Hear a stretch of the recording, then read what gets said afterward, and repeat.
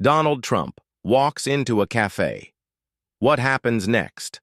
Stuns everyone. The golden morning sun spilled over the skyline of Manhattan, casting long shadows across the streets. The city was alive in its usual rhythm, horns blaring, pedestrians rushing, with determined strides and the scent of fresh bagels and coffee lingering in the crisp autumn air. It was just another day, or at least it seemed to be, until something completely unexpected happened.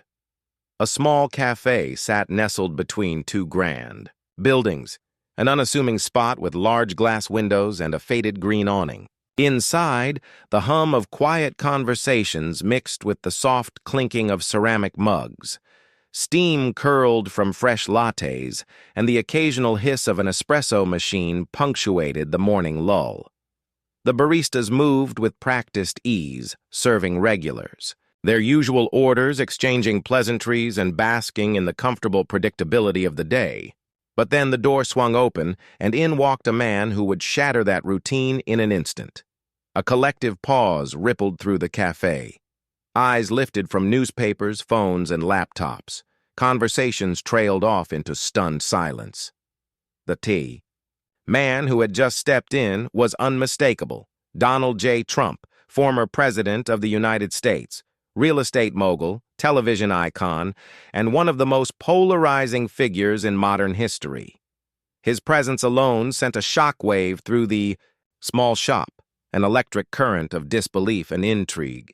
He was dressed sharply, as always. A tailored navy blue suit hugged his broad frame, his signature red tie draped over a crisp white shirt. His golden hair, perfectly combed, caught the morning light as he surveyed the cafe with a measured gaze. His expression was calm but commanding, the look of a man accustomed to attention, to power, to being the most significant presence in any room he entered. At a corner table, a young woman gasped, nearly knocking over her cappuccino. A businessman in his 60s who had been flipping through the financial section of the Wall Street Journal peered over his glasses, his mouth slightly agape. A trio of college students, huddled over their laptops, exchanged wide-eyed looks. Even the baristas, who had spent years perfecting the art of appearing unbothered by celebrity sightings, froze for a split second. Trump walked toward the counter with the air of someone who had just entered a negotiation rather than a coffee shop. He took in the menu above him, nodding slightly, as though carefully considering his options. Before he could speak, the barista, a young man with dark curls, a neatly trimmed beard, and a name tag that read Ethan, cleared his throat. His voice came out steadier than he expected. "Good morning, sir. What can I get for you?" Trump exhaled, his expression thoughtful. "You know, I've had coffee all over the world, some of the best, some of the worst. But I hear you guys," he gestured vaguely around the cafe. "You've got something special here, bigly good. People are talking about it." There was a pause, a beat of hesitation, a few nervous chuckles from customers who weren't sure if they should laugh or just keep pretending to sip their drinks. Ethan, still slightly wide-eyed, nodded quickly. Yeah, we do have great coffee. Would you like our house blend or something stronger?" Trump pressed his lips together, then gave a decisive nod. "I want the best, the absolute best. None of that weak stuff.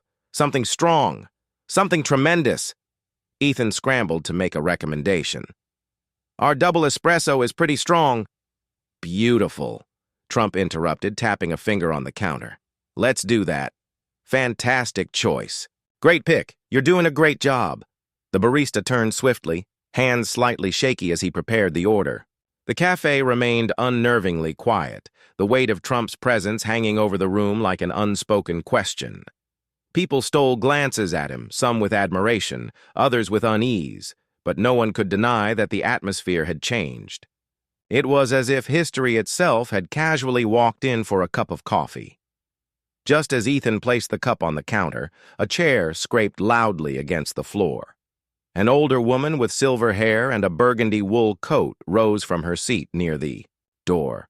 Her hands trembled slightly as she pointed a finger at Trump, her voice ringing out, clear and certain. "I remember you," she said. A murmur swept through the cafe. Trump turned toward her, his expression unreadable. The entire cafe seemed to lean in, their anticipation thick enough to slice with a knife. What happened next would stun them all. For a moment, the cafe was silent. The air seemed to tighten, thick with anticipation, as every pair of eyes flickered between Donald Trump and the elderly woman who had just spoken.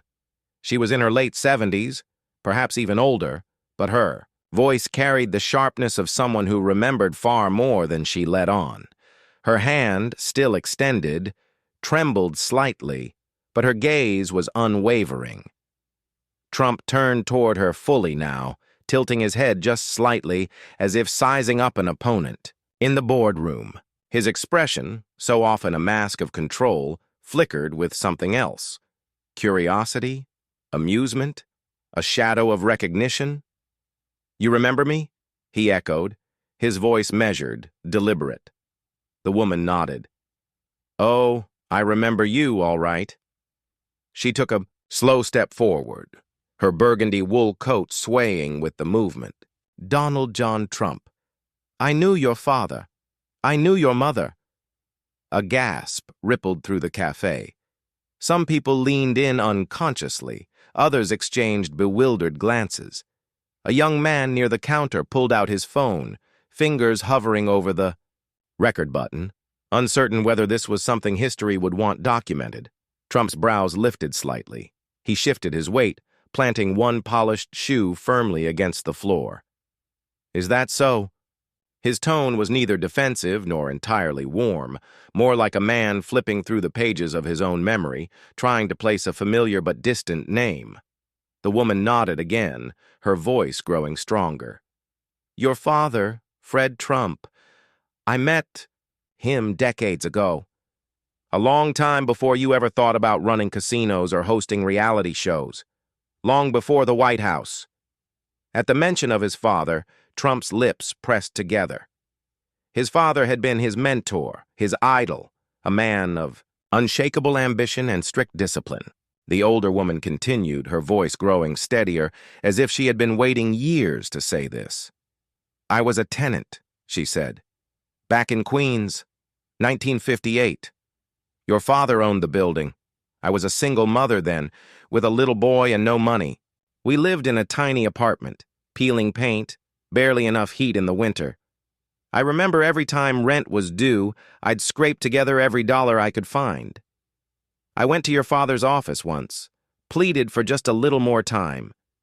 He didn't say a word, just stared at me, then told his assistant to send me back downstairs." A hush fell over the cafe. Even Ethan, the barista, had paused mid-task, his hand hovering over the espresso machine as he listened.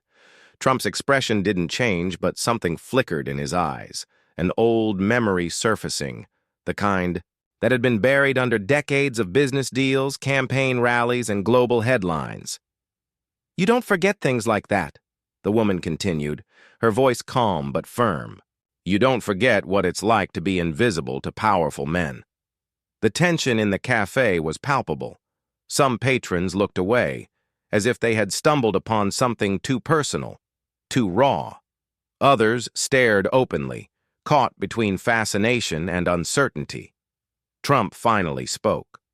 "And yet," he said, spreading his hands, "here you are, standing strong. You made it through." The woman narrowed her eyes slightly. "Not because of your father, because of people like my neighbors who helped me when I had nowhere to go, because of friends who gave me a few dollars when I couldn't afford groceries, because of a system that, despite its flaws, still had some compassion left in it." Trump exhaled sharply, then shook his head, a faint smirk tugging at the corner of his lips. "Life's tough," he said simply. "Business is tougher. My father, he was a builder. He built things. He didn't give handouts." The woman's jaw tightened, but before she could respond, another voice rang out. "Mr. Trump," a man called from a nearby table. He was younger, maybe mid-30s, dressed in a navy blue blazer, the kind of polished look that suggested he worked in finance. "I have to ask, what are you doing here?" The former president turned slightly, his gaze shifting to the man. The question wasn't hostile, just genuinely bewildered. Trump exhaled through his nose, then looked around the cafe as if noticing it for the first time. The brick walls, the shelves lined with coffee beans and tiny succulents, the soft yellow glow of the hanging Edison bulbs. It wasn't Mar-a-Lago. It wasn't a five-star hotel. It was a simple neighborhood cafe. "Why am I here?" he repeated, then shrugged.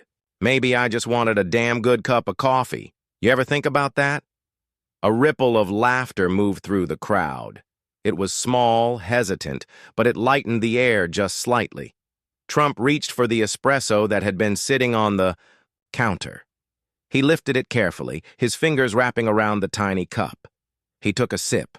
The room seemed to hold its breath. Then he set the cup down and gave a sharp nod. "Not bad," he admitted. "Could be stronger." Ethan let out a breath he hadn't realized he'd been holding. Well, we could do a triple shot next time," he offered weakly. Trump pointed at him. "Now that's the kind of thinking I like. Bigger, better, smart."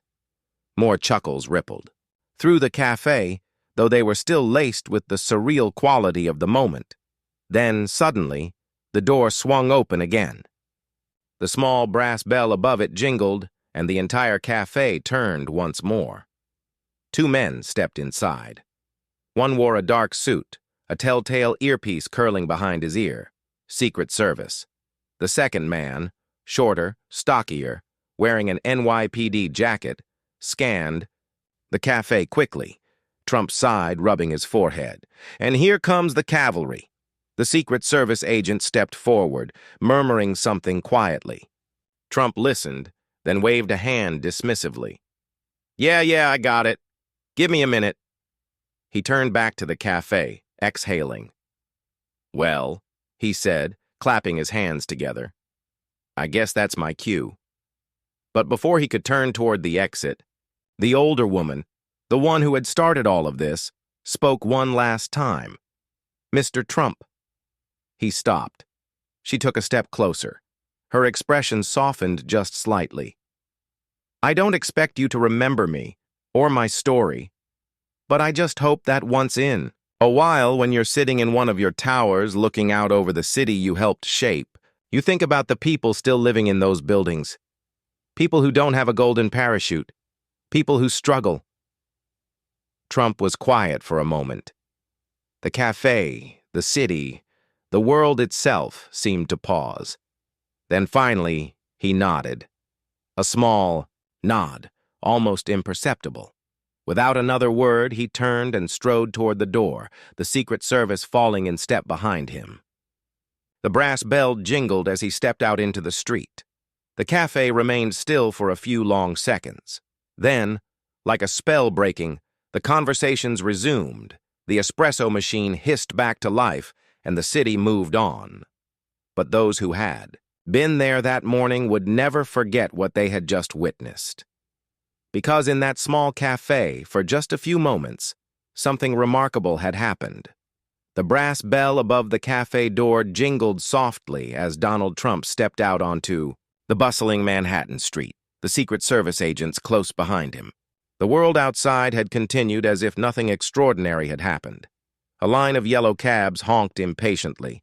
Businessmen in dark suits hurried past with briefcases in hand, and a street vendor on the corner shouted about fresh pretzels. Yet inside the cafe, the moment still lingered, heavy like the last note of a song hanging in the air. The older woman in the burgundy coat exhaled, her hands finally lowering to her sides. Her expression was unreadable, as though she were trying to process what had just happened. A murmur ran through the cafe, hesitant at first, then growing. People turned to one another, sharing their reactions in hushed voices.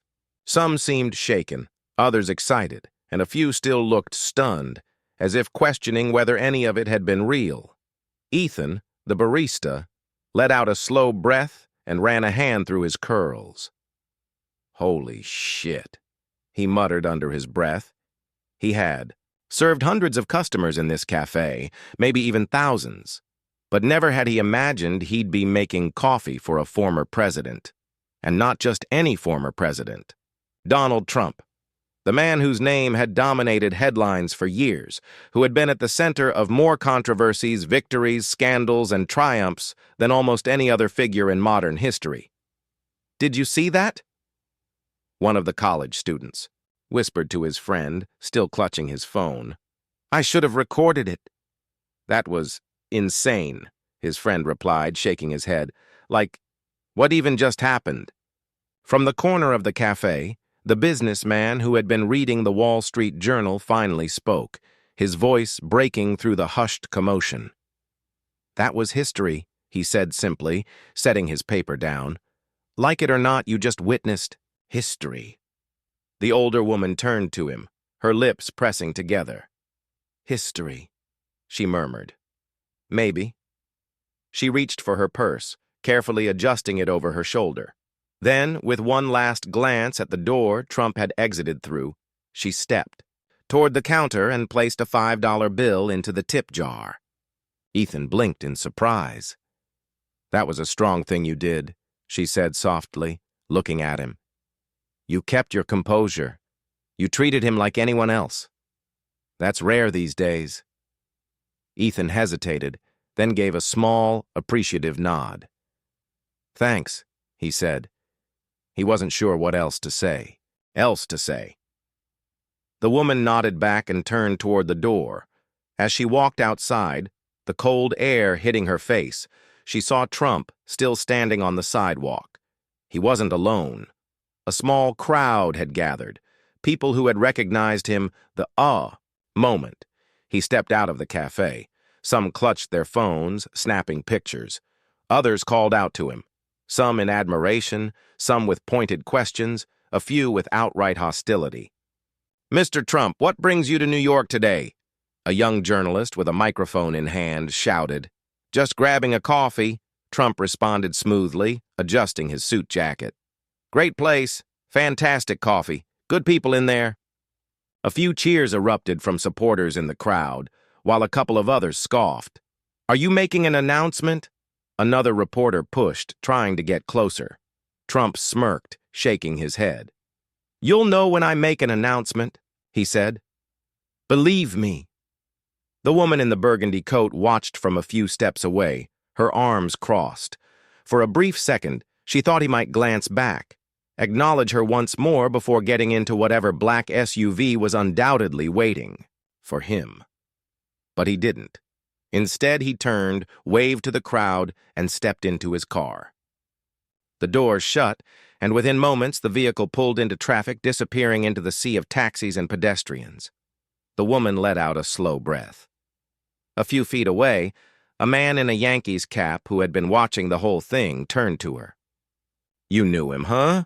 he asked, his voice carrying a hint of disbelief. She gave him a small, knowing smile. "A long time ago," she said. Then, with one last glance at the cafe, she walked away, blending into the city crowd like just another New Yorker with places to be. Inside the cafe, life resumed. The espresso machine hissed once more, orders were placed, and customers returned to their conversations. But something had changed, just slightly. The people who had been there that morning knew they had experienced something unique. They had seen a moment, a collision of past and present, power and humility, memory and reality. And for the rest of their lives, whenever they walked by that small cafe, they would remember the morning when Donald Trump walked through the door, ordered a coffee, and left behind a story they would never forget.